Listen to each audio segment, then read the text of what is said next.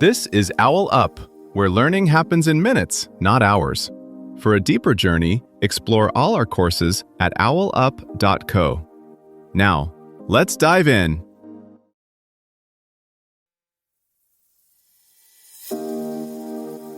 Welcome to Chapter 1 of How Addiction Works, where we're diving straight into the control center to understand what's really happening upstairs when addiction takes hold.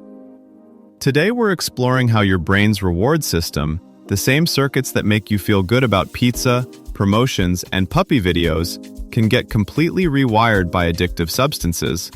Let's get into it.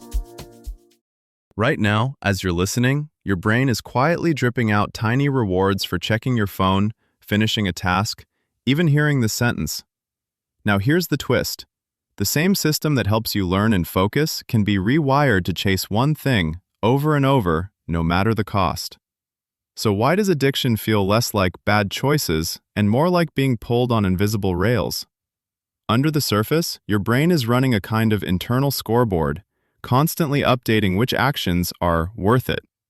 Drugs and certain behaviors don't just nudge that score, they flood it, tagging the addictive target as absurdly valuable compared with everything else in your life.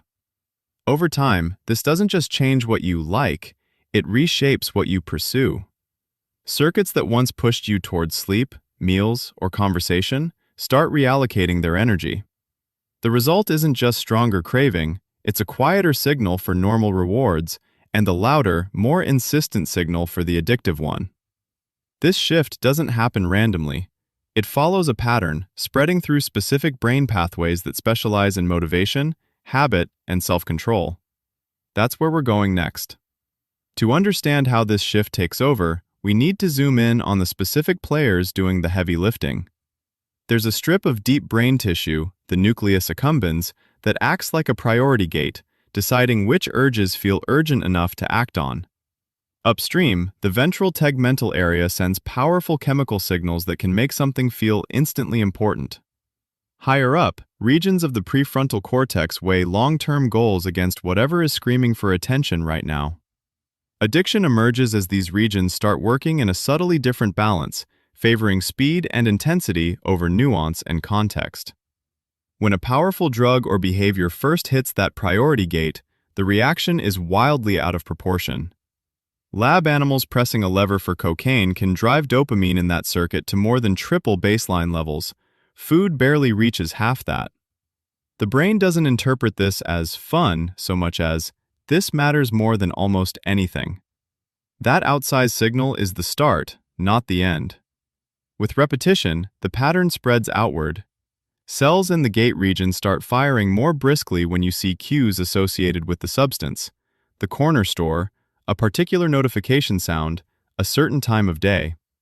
Over repeated runs, the cues alone can provoke a strong physiological response, tightness in the chest, restless hands, a magnetic pull toward the next dose or episode.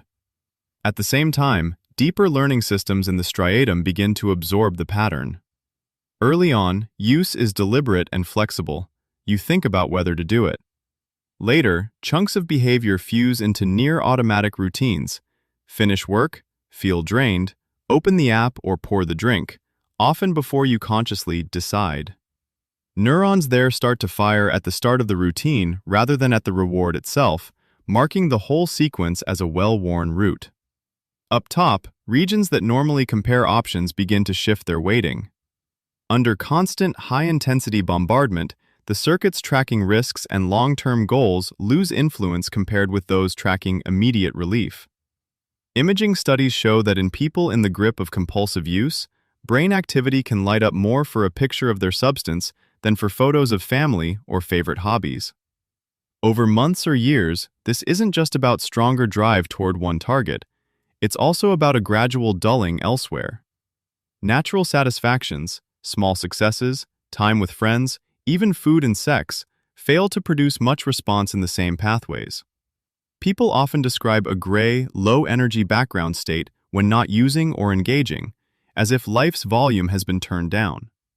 This combination, hyper-reactive to certain cues, under-responsive to almost everything else, sets the stage for a pattern that's hard to reverse from the inside.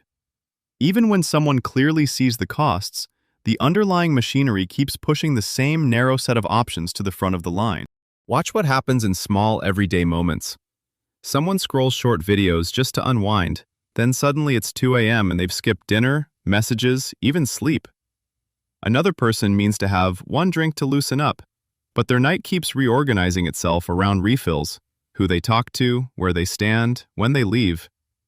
In each case, attention and time quietly recenter around one repeating loop, while other options fade into the background. You can even see early shifts long before things look extreme. A gamer who used to enjoy long strategy sessions starts needing constant novelty, loot boxes, micro-rewards, rapid-fire matches, to feel engaged at all. A worker refreshing email or analytics dashboards feels flat when tackling deep, slower tasks. The ping becomes oddly necessary just to feel normal. Like a piece of music whose bass line keeps getting turned up, these patterns don't only add something new, they drown out softer parts that used to matter. Soon, the same circuits that once pulled you toward a substance will be things clinicians can tune, almost like adjusting levels on a sound mixer. Genetic profiles could flag who needs gentler volume on intense rewards before trouble starts. Clinics may use pulses of magnetism or brief psychedelic sessions to help stuck patterns loosen. Even apps might be forced to include recovery features, scheduled quiet zones where the endless drip of tiny rewards has to pause. Recovery, then, isn't about willpower alone. It's about patiently retraining a system that's been running one playlist on repeat. New routines, relationships, and environments act like fresh tracks, giving your circuits other patterns to lock onto. Your challenge this week: notice which activities quietly pull you back, even when a quick hit is right there. This was OwlUp, your daily step forward. To keep learning with structured courses and more insights, go to owlup.co. Until tomorrow!